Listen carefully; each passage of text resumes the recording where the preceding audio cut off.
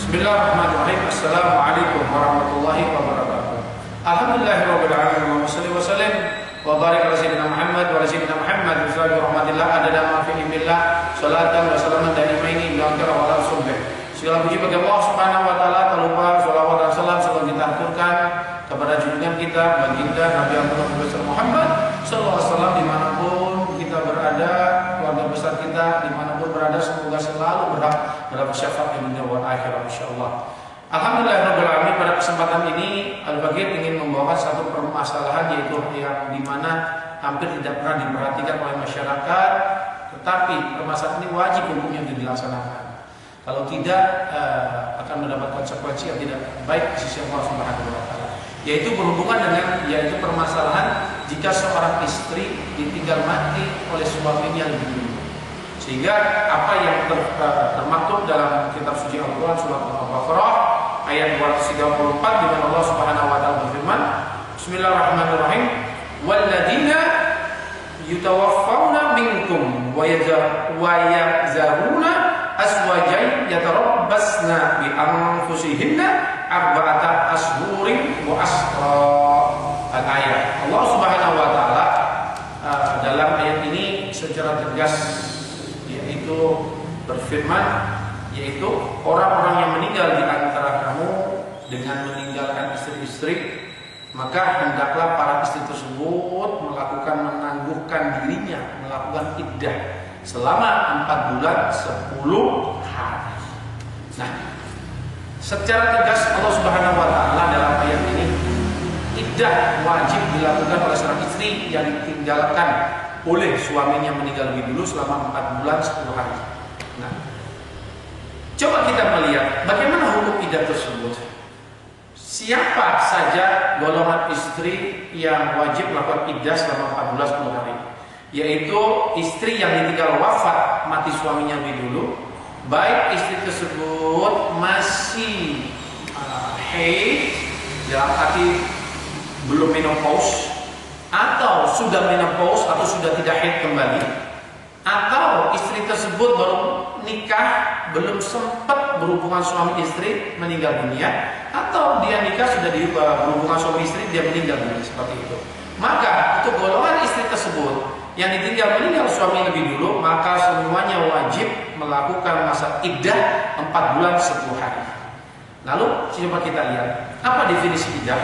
Definisi iddah adalah dalam arti syar'i adalah masa menunggu bagi wanita untuk mengetahui akan bersihnya rahimnya dari, mohon maaf, air sperma suaminya. Di sini timbul pertanyaan, loh, kalau istri yang sudah menopause, tidak haid tersebut, apakah dengan adanya air sperma suami tersebut bisa membuahi dan bisa punya anak? Bukan permasalahan itu. Walaupun dia tidak mungkin untuk hamil kembali ataupun rahimnya sudah diangkat misalnya, lalu itu suaminya meninggal dunia, tetap wajib untuk melakukan iddah. Kenapa?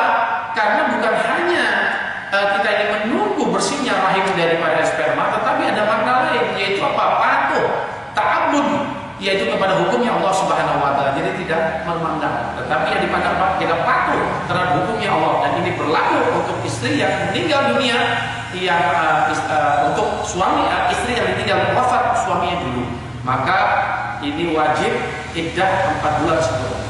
Hadirin dimanapun berada, bagaimana konsekuensi wanita yang iddah tersebut? Maka wanita yang iddah tersebut wajib iddah. Apa yang harus dilakukan? Pertama, yaitu tidak boleh keluar dari rumah suaminya. Maksudnya bagaimana? Yaitu dia harus berada di dalam rumah suaminya. Terlebih kalau kita melihat banyak wanita yang tidak melakukan ini, yaitu apa? Pada hari hak penguburannya, maka si wanita tersebut ikutkan kuburkan ke suaminya, dan itu tidak boleh, dilarang dalam syariat. Yang diperbolehkan apa? Yaitu si istri boleh keluar rumah ke tetangganya pada waktu malam hari, otomatis ke tetangganya yang sama-sama wanita, ya, istrinya suami yang mempunyai rumah sama-sama wanita, untuk sekedar mencari hiburan jika di rumah dia merasa sumpah, ya, dengan syarat dia tetap pulang kembali ke rumahnya dan tetap menginap di rumahnya sendiri. Yang kedua yang dikecualikan, dia boleh keluar rumah jika dia terusik oleh misalnya ada gangguan dari tetangganya yang mengancam keselamatannya dan sebagainya. Yang ketiga, dia boleh keluar rumah jika takut dirinya istrinya dalam ancaman bahaya, mau diperkosa seseorang, mau dibilang dan sebagainya. Yang keempat, boleh keluar rumah jika di rumah tersebut ada musibah, yaitu bisa rumahnya akan roboh, kebakaran, gempa bumi dan sebagainya yang mengancam jiwa daripada si istri tersebut. Maka dia boleh meminta pertolongan keluar rumah. Yang kelima, dia boleh keluar rumah untuk mencari nafkah yang mencukupi kehidupannya dia, untuk kelangsungan hidupnya. Karena kalau dengan catatan selama masa iddah tidak ada yang dapat menanggung nafkahnya. Benar-benar dia harus bekerja untuk ikhtiar sendiri untuk mendapatkan nafkah yang halal. Maka itu boleh dia keluar rumah. Selain itu dia tidak boleh. Yang kedua, yaitu yang diharamkan dalam masa iddahnya yang dia wajib ihdad. Si wanita tersebut haram hukumnya yaitu apa? Untuk memakai perhiasan, cincin, gelang, kalung, minyak wangi, baju yang bercorak yang kembang dan sebagainya, baju-baju yang berwarna merah, biru tua, hijau dan sebagainya, baju yang menyala seperti itu. Meminyaki rambut, memakai pacar, memakai celak. Khusus untuk memakai celak maka diperbolehkan pada waktu malam kalau niatnya untuk berobat. Nah, yang terjadi di masyarakat, bagaimana yang terjadi sering ini yaitu apa? Begitu suami meninggal dunia, maka wanita tersebut tidak menjaga iddahnya. Dia ini pertama Pak, sudah melanggar masa iddahnya dengan apa? Pertama, ikut mengantarkan jenazah suaminya ke kubur untuk mengikubur. Lalu masa iddah 4 bulan 10 hari belum selesai, lalu apa? Di rumahnya waktu ada orang takziah, maka ada laki-laki yang takziah dan bukan keluarganya, maka ditemui, bukan muhrim yang ditemui. Misalnya yang tidak ada hubungan muhrim, siapapun itu yang menemui laki-laki maka haram, tidak boleh. Tetapi ditemui. Lalu apa lagi? Belum sampai 4 bulan 10 hari dia sudah keluar, yaitu pergi sana, pergi sini dan sebagainya. Bahkan waktu bilang menteri sampai dia ini di bawah 4 bulan 10 hari maka dia sudah main ke mall dengan bersenang-senang dengan temannya, alasan mencari hiburan. Pada siang hari melihat laki-laki sana dan sebagainya. Nah, ini yang sangat tidak diperbolehkan secara syariat. Lalu kalau ini dikerjakan waktu bilang menteri, maka apa konsekuensi buat almarhum suaminya yang sudah dikubur? Coba kita melihat dalam satu ayat kitab suci Al-Quran surat At-Tahrim ayat 6. Sebutkan Bismillahirrahmanirrahim, ya ayyuhalladzina amanu qu anfusakum wa ahlikum nar.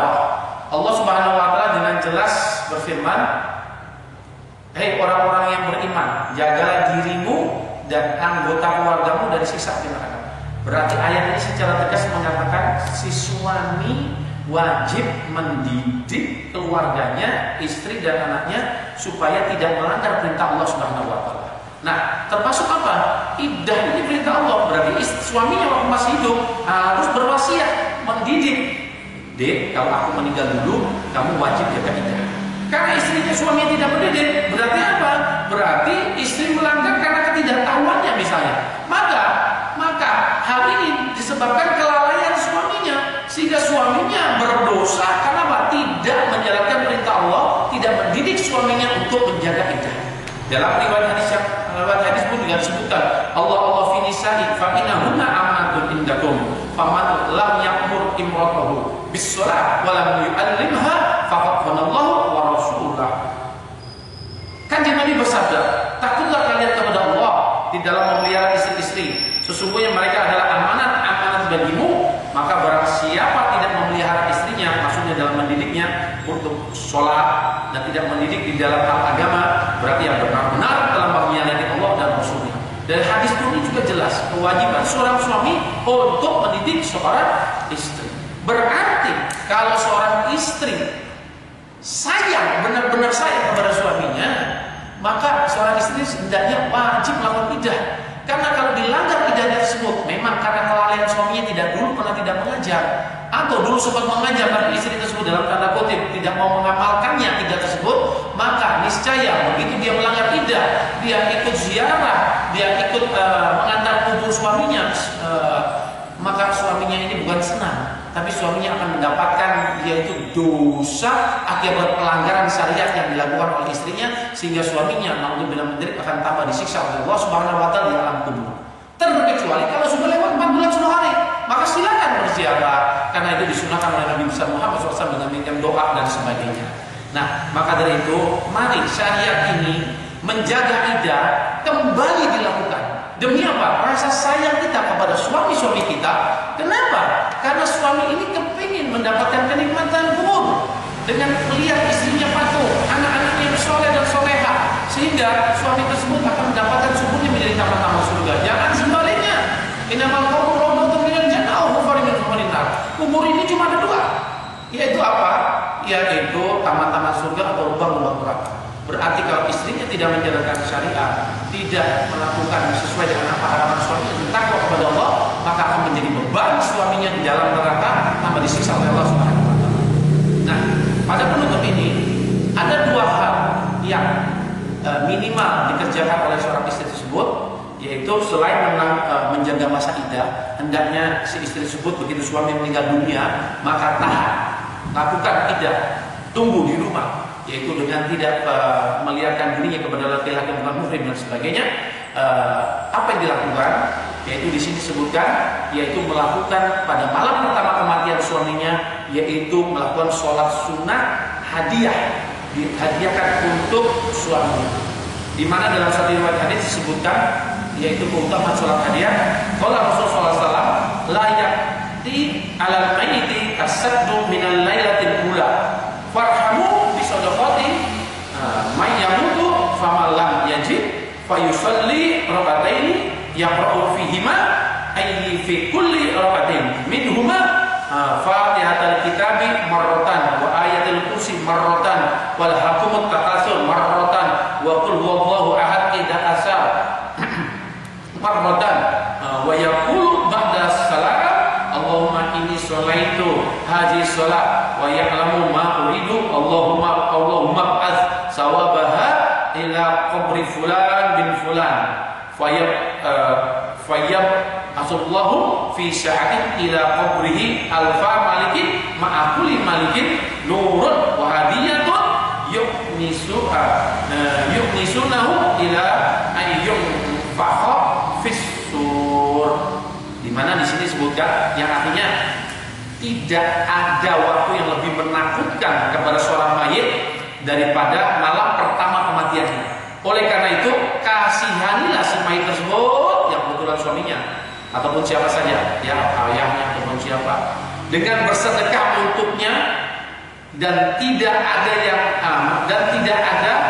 jika tidak ada sedekah kita untuknya, maka hendaknya kita tetap melaksanakan, yaitu sholat 2 rakaat, itu sholat hadiah tersebut, dengan membaca setiap rakaatnya, sholat hadiah tersebut setiap rakaatnya, yaitu setelah suratul Fatihah kita membaca ayat kursi 1 kali, lalu disambung dengan al-hakumut takatsur 1 kali, dan membaca surat Al-Ikhlas 11 kali. Setiap rakaatnya sama, yaitu setelah Fatihah ayat kursi 1 kali, al-hakumut takatsur 1 kali, Al-Ikhlas 11 kali. Setelah itu selesai membaca doa tadi yang diriwayatkan, yaitu artinya yaitu doanya Allahumma inni sholaitu hadhihi sholata wa ta'lamu ma uridu Allahumma az sawabaha ila qabri fulan bin fulan, yang artinya ya Allah, aku melaksanakan sholat ini dan engkau maha tahu apa yang aku inginkan.